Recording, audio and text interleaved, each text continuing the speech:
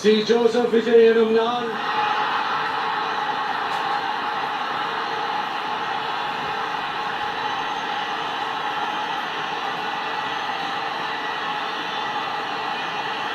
சட்டப்படி அமைக்கப்பெற்ற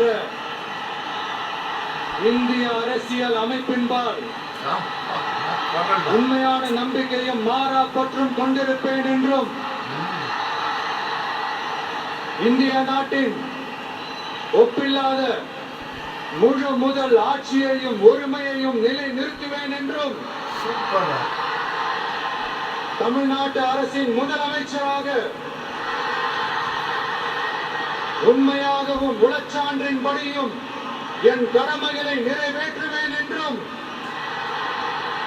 அரசியல் அமைப்பிற்கும் சட்டத்திற்கும் இணங்க